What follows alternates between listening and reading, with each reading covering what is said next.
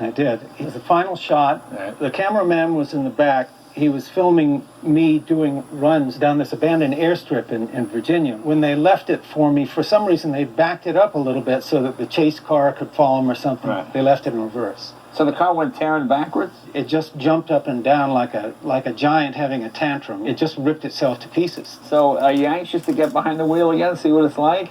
I am. Is it like riding a bike, you think? You just pick it right back up? I think it's like riding a bike or driving a car, maybe. Yeah, it's like driving a car.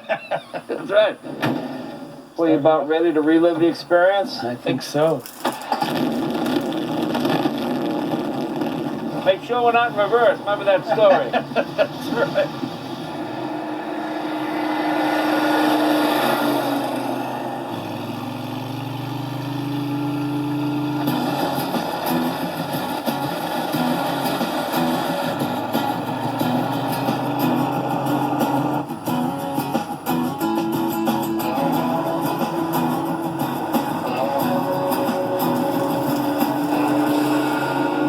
Funny to be in the exact same car. I don't know why it just seems so. It seems so familiar to me. It's funny, I sort of have muscle memory about this car. Yeah. Because I did spend a long time driving. How did you even get involved with this movie? Were you looking to do a film? My manager, he had his eye out. And the producer, I think they'd seen my picture on an album cover or something and were curious. So it all just sort of came together. But you know, you were good in the movie. I mean, you seemed like a guy that was focused on his car, and that was pretty much his whole life.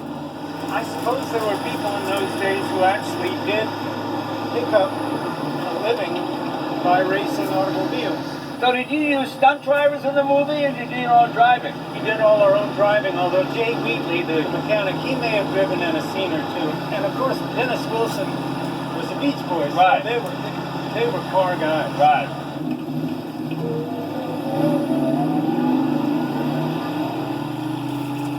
What was your first car, do you remember?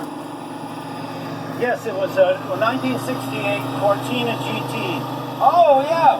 An English Ford. Yeah. And a 2-liter engine and a 4-speed on-the-floor transmission. I picked it up in London in 1968, drove it all over the city for a year while I was with the Beatles. That's right, you were with the Beatles record company. I was. Yeah. Were you one of the first artists they signed? First one. Oh, you were the first artist they signed? Wow. It was very short-lived. Yeah. But it was great. So what was your first car? My first car was a 34 Ford pickup truck. I got it when I was 14 and figured I'd rebuild it so it'd be ready to go when I was 16. But I used to have nightmares. What if I can't drive a stick?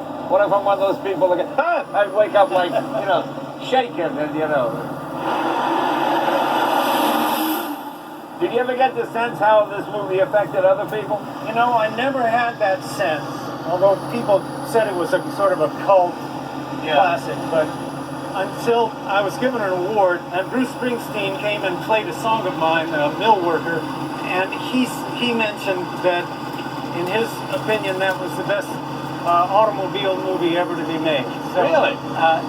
It evidently meant a lot to Bruce. Yeah, that's great. Yeah.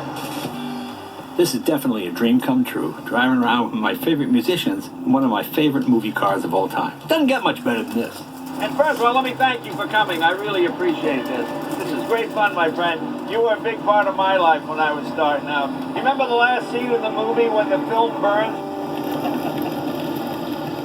Well, we should do that. Let's reenact the last scene. I remember everybody's looking straight ahead.